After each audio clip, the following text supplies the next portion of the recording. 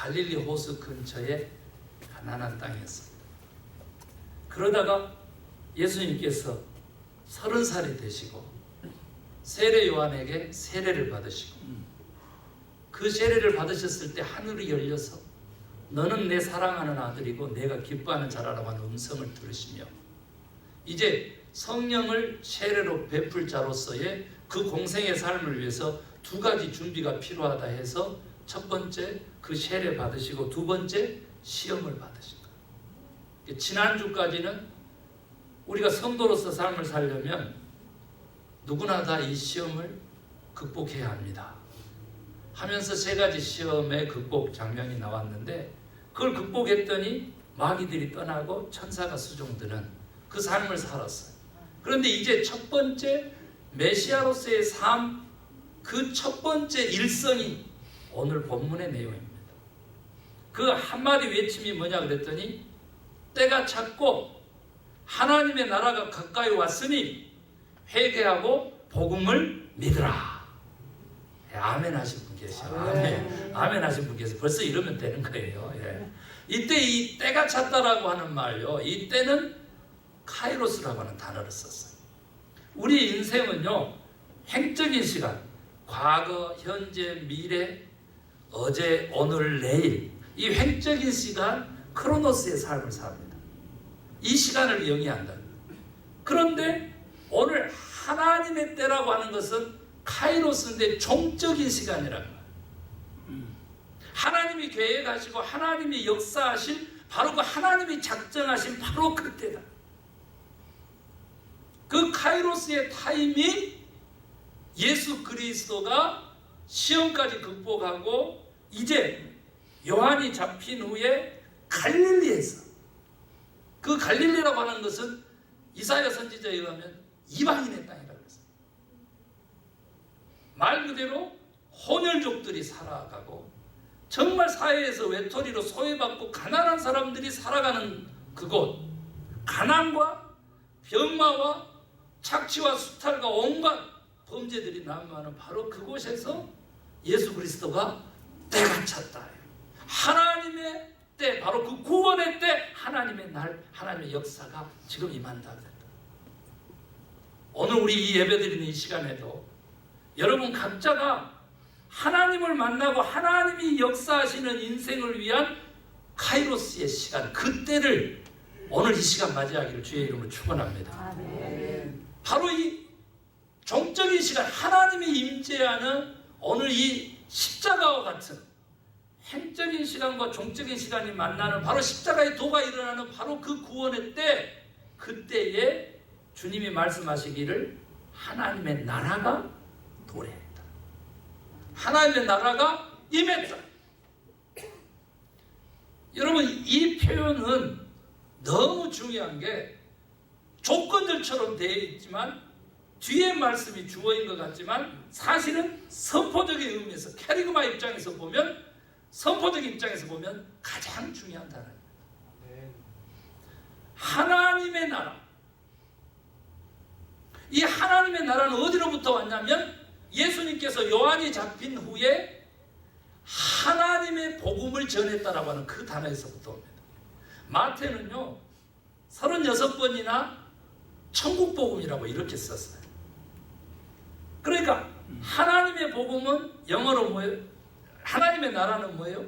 킹덤 오브 가스예요. 그런데 천국이라고 했을 때는 킹덤 오브 헤븐이라고. 그래서 천국의 복음이냐 하나님의 복음이냐, 그러나 같은 개념으로 봅니다. 아무튼요, 구약에서는 이 하나님의 나라라고 하는 개념이 선지자들에게 한두 번 그렇게 표현될 정도로 개념 자체가 없었어요. 그런데 오늘 예수님께서는 메시아적 삶을 살려고 첫 발을 내딛으면서 소리치는 첫 마디가 때가 찼다, 하나님의 나라가 가까이 왔다. 그러니 회개하고 복음을 믿으라, 이렇게 된 거예요. 여기서 이제 회개하고 믿으라라고 복음을 빼면 믿으라라고 하는 것은 같은 개념을 가진다고 주석가들은 얘기해요. 무슨 말이냐면 진정으로 회개한 사람은 믿게 된다는 거죠. 그래서 진짜 믿는 사람은 날마다 회개한다는 거죠. 날마다. 곁길로 가는 것, 그곳으로부터 돌아오는 거예요. 관역에서 빗나간 것이 죄고 회개라고 하는 것은 방향을 완전히 수정하는 겁니다. 세상을 향해서 가던 길을, 쾌락을 향해서 가던 길을, 육체를 향해서 가던 길을 돌이켜서 영적인 길로, 하나님 기쁨의, 하나님 영광의 길로 하나님께로 돌아오는 것. 이것이 회개거든요. 그 회개를 하면 어떻게 된다고? 이제 복음을 믿게 된다 그랬어. 복음. 그래서 예수 그리스도께서 전하신 일을 한마디로 얘기하면 하나님의 복음을 전하신 일이에요. 예수님 하신 일이.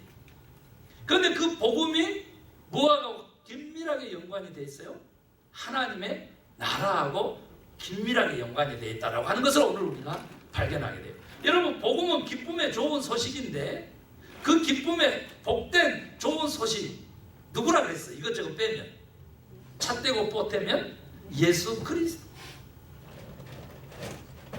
예수 그리스도 곧 복음의 시작이다 그랬다. 바로 복음은 예수 그리스도라. 그런데 그 예수 그리스도 복음의 복된 소식의 기쁨의 소식의 본질 그 내용은 뭐냐? 그랬더니 예수 그리스도의 십자가의 죽으심과 뭐라 그랬어요? 부활이라. 그의 부활이라 그랬어요. 그게 복음의 핵심 내용이에요. 그래서 이미 그것을 우리가 들었고 이미 알고 있는 거예요.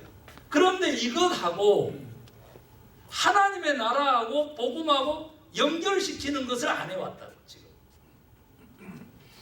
여러분, 우리가 복음을 믿음으로 어떻게 된다고? 구원에 이른다. 이런 명제는 아시죠? 복음을 믿음으로 구원에 이른다. 그런데 그 복음이 하나님의 나라하고 밀접하게 관계에 있다는 사실에 대해서 우리가 그동안 너무 못 들었어요. 오늘은 그 얘기를 들려드리려고 합니다. 여러분요, 이것이 복음이다라고 하는 책의 저자 톰 라이트는 영국의 신학자입니다. 저술도 많이 하고 지금 교수입니다. 또 한때 목회도 했습니다. 그 톰 라이트가 이것이 복음이다 하면서 진짜 온전한 복음을 우리에게 좀 그려줘 보려고 노력을 했어요. 그런데 그가 지난 2000년 동안 우리가 믿고 있는 복음, 즉 회개하고 믿어야 되는 바로 그 복음이 왜곡되어 왔다라고 지적을 합니다. 복음은 예수 그리스도고 우리가 예수 믿으면 되는 거 아닌가? 맞죠? 그리고 예수 그리스도의 그 복음의 내용은 십자가의 죽으심과 부활이라고 하셨잖아. 거기까지 알면 됐지. 그래서 그의 죽으심과 함께 죽고 그의 부활과 더불어 내가 거듭나와서 사는 거, 이것이 구원이지 뭐 다른 거 있어 목사님? 이렇게 반문할 수 있어요. 하나도 틀린 말이 아니고 하나도 감하거나 또 더해도 안 돼. 그런데 그것이 왜곡된 복음이고 부족하다는 거예요. 온전하지 못하다는 거예요. 어떤 차원에서 그러냐? 라고 했었을 때 바로 하나님의 나라라고 하는 그 개념이 빠지면 그렇게 된다는 거죠. 그것은 나중에 하고 톰 라이트 이 성공의 신부의 이야기 한번 들어봐요. 이 목회자 신학자 이야기 들어봐. 지난 2000년 동안 복음을 왜곡시켜가지고 편협적인 복음으로 만들어서 우리가 진정한 구원의 삶을 살지 못하도록 하는 첫 번째 원인이 어디에 있느냐 그랬더니 중세로 꼽았어. 우리가 중세라고 하면 14, 15, 16세기, 17세기까지를 얘기하는데 그 중세 시대에는 무슨 일이 벌어졌어요? 1517년에 종교개혁도 벌어지고 말 그대로 우리 인간 세상에서는 계몽주의가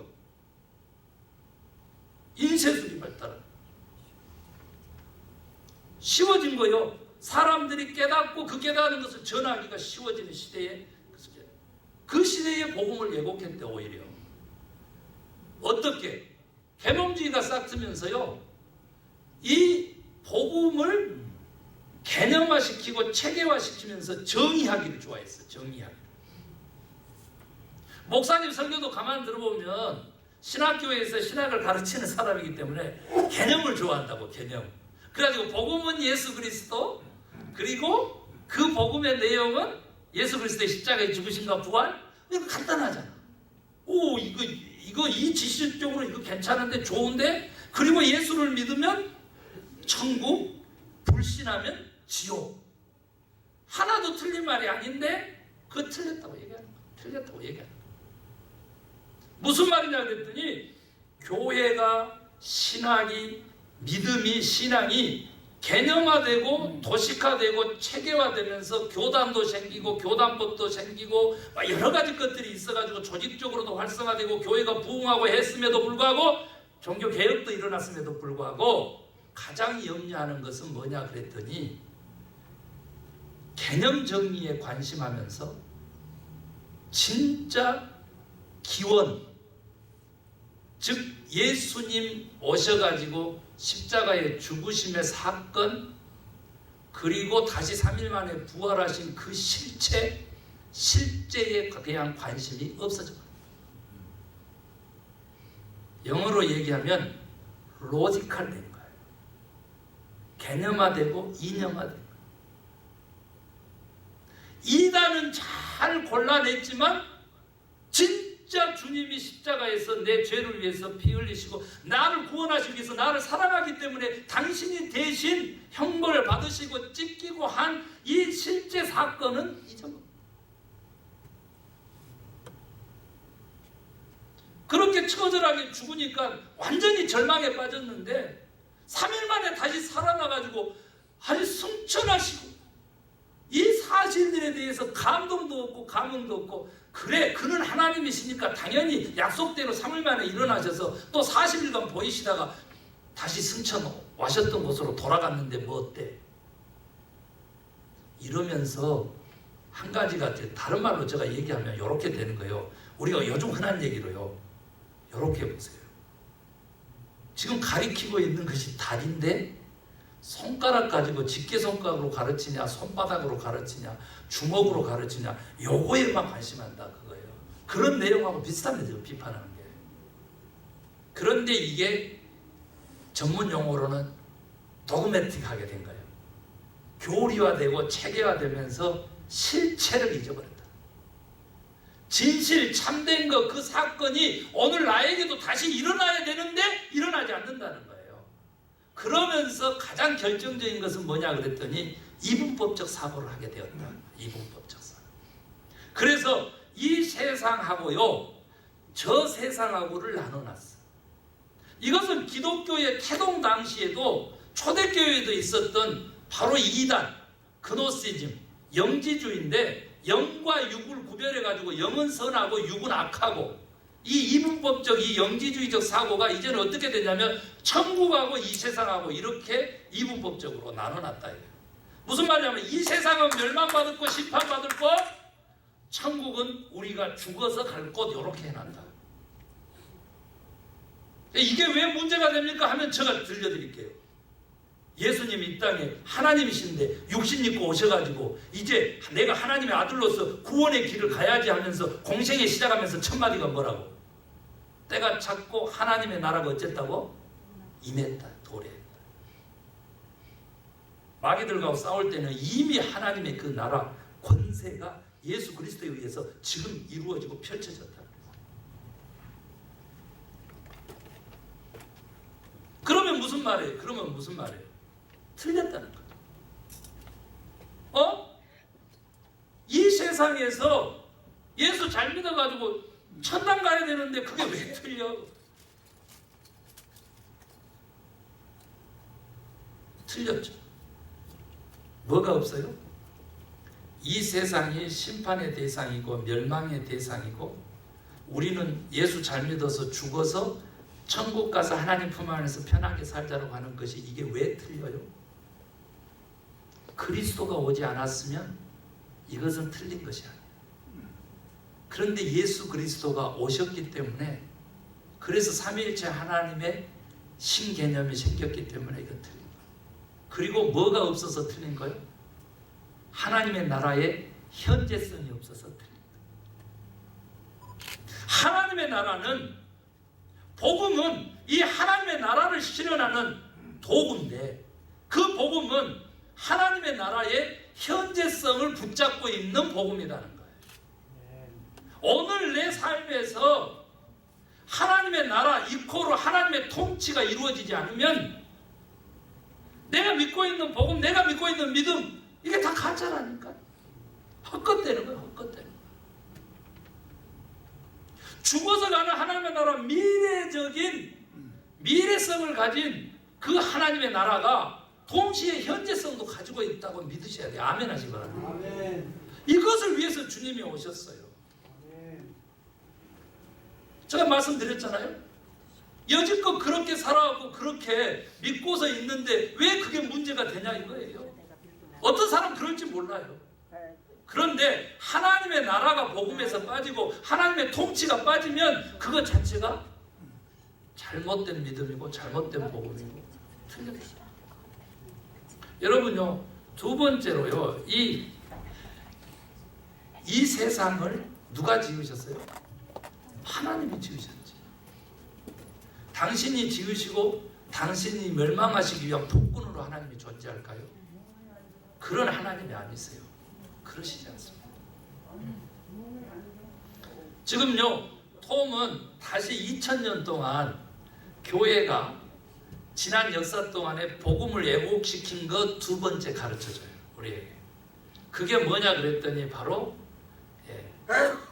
17세기, 18세기에 이 세상을 지배했던 합리주의입니다. 그리고 이 합리성, 합리주의는요, 19세기, 20세기까지도 그대로 전철돼서 강세를 띠고 옵니다. 그게 뭐냐면 이제 헤겔의 정과반합의 논리에서 정점을 찍고 있기도 한데요. 이 합리성이라고 하는 것은 뭐냐 그러면 1 플러스 1은 얼마? 2 이렇게 나와야 되는 거예요. 그런데 이게 기독교를 어떻게 왜곡시켰냐 그랬더니 여러분 우리 신앙의 3요소가 뭐예요? 지, 정, 의예요.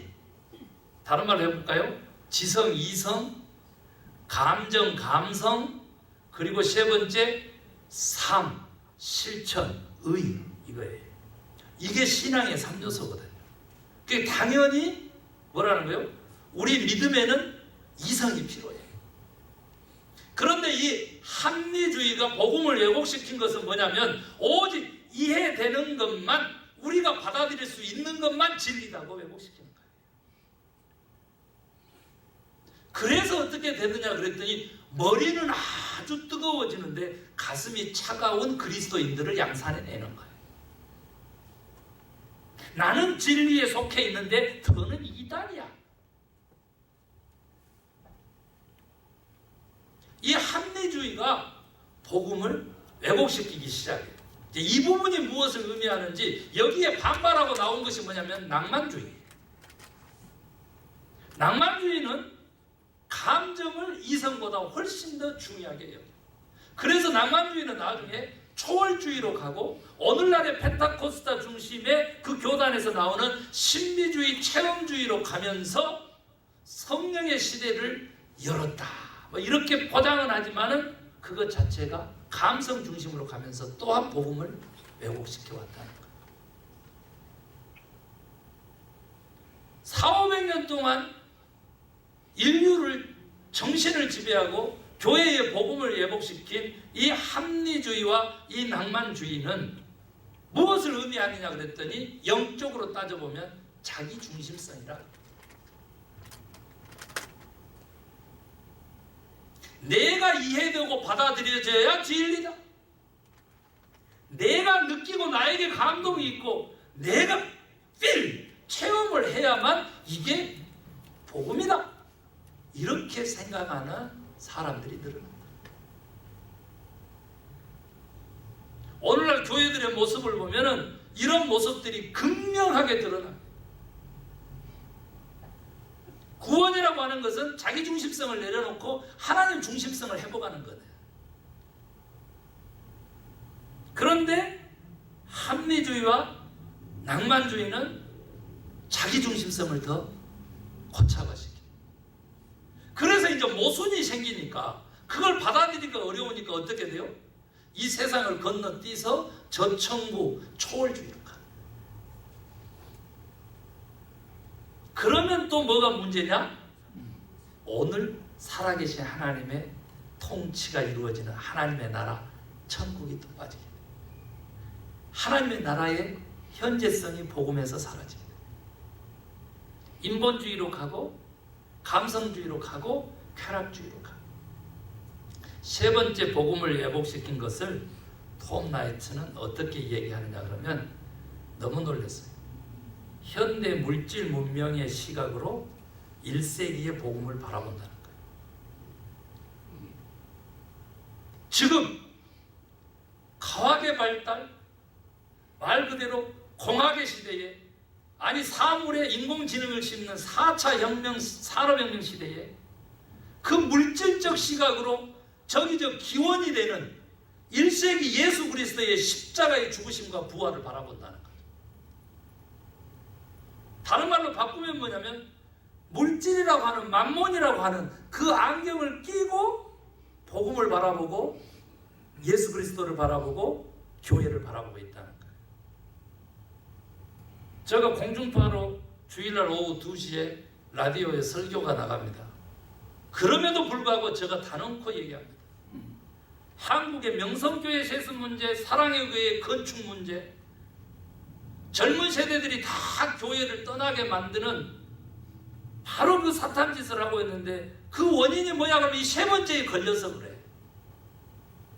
너무 부자기 때문에 물질과 만몬의 안경을 끼고 복음을 바라보는 거야. 그러면 어떤 일이 벌어지냐 그러면 나의 부자가 되는 길, 내가 돈 벌어서 잘 먹고 잘 사는 길을 위해서 하나님도 필요해, 교회도 필요해, 내 믿음도 필요해. 이렇게 되는 거야. 사실은 만몬을 섬기면서 하나님의 전인 교회에 와 있고 주님의 몸인 교회에 와서 만몬을 찾으면서 아버지 이러면서 만몬의 아버지를 부르면서 하나님이라고 그러고, 이게 복음의 왜곡의 심각성이라고 지적했어요. 그러면 여기서 질문이 탁 나와야 돼. 돈 벌지 말까요? 물질을 추구하지 말까요? 백지 한 장 차이로 다른 것입니다. 만약 우리가 물질의 문제에 하나님의 나라가 개입하게 되면 어떤 일이 벌어지냐면 하나님의 나라는 하나님의 통치이기 때문에 그 물질에 대한 다스림, 그 통치, 그 능력과 그 권세가 영적으로 우선순위를 두고 하나님 나라로부터 세팅이 된다면 우리는 물질을 다스리는 천지기직을 살게 됩니다. 이게 다른 것입니다. 이게 다른 것입니다. 돈이 가장 중요하고 돈이 가장 우상이 되어서 나를 지배하는 삶이 아닌 거예요. 그래서 이 돈을 위해서 하나님도 필요하고 교회도 필요하고 믿음도 필요합니다. 이런 복음이 아닌 고백을 할 수가 없게 되는데 온통 교회들이 많이 모이는 교회들이 하나님 내 이거 벌려놨는데 더 많이 벌게 해주셔야 돼요. 이거 실패하면은 내가 다음 주에 교회 안 나올 수도 있어요. 하나님 아셨죠? 아버지 아파트 사는데 아파트 값이 떨어지고 있어요. 이 정권을 멸망시켜가지고 부동산 투기를 잘하는 정권으로 바꿔주세요. 아버지 그 아버지는 누구예요? 번지수가 틀린 아버지요. 정말 우리 교회나 되니까 이만큼 웃지요. 제가 서울 가가지고 몇만 명 교회에 이 설교를 하면은요 웃지를 못해. 왜? 여지껏 그렇게 살아왔기 때문에. 여러분, 복음에서 하나님 나라, 하나님의 통치의 현재성이 빠지면 우리는 복음하고 상관없는 신앙인들로 전락하고 나가요. 그런데 오늘 우리가 믿는데 예수 그리스도의 십자가의 죽으심과 부활이 오늘 나를 온전케 하시고 나의 온전한 삶을 위해서 그 통치하시고 간섭하시고 다스리시는 그 섭리의 하나님, 그 주권하시는 하나님으로 내가 받아들이면 오늘 우리들의 삶에 뭐가 임한다고? 하나님의 나라, 천국이 임한다. 천국이. 그 천국이 단절되지 아니하고 이분법적으로 단절되지 아니하고 이 세상에서 나의 삶 가운데서 교회 공동체 가운데서 펼쳐지면서 저 세상까지 연결되는 거야. 저 천국에까지. 영원한 세계까지 연결되는 거예요.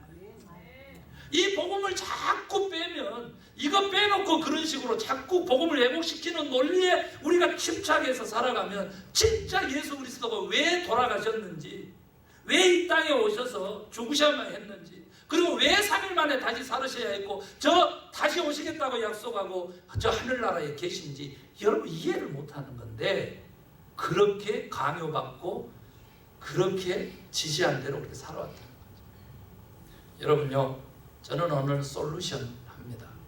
톰 라이트 목사가 그러면 어떻게 오늘 우리들의 삶에 천국이 임하게 하고 복음이 온전해지게 합니까? 그랬더니 간단해.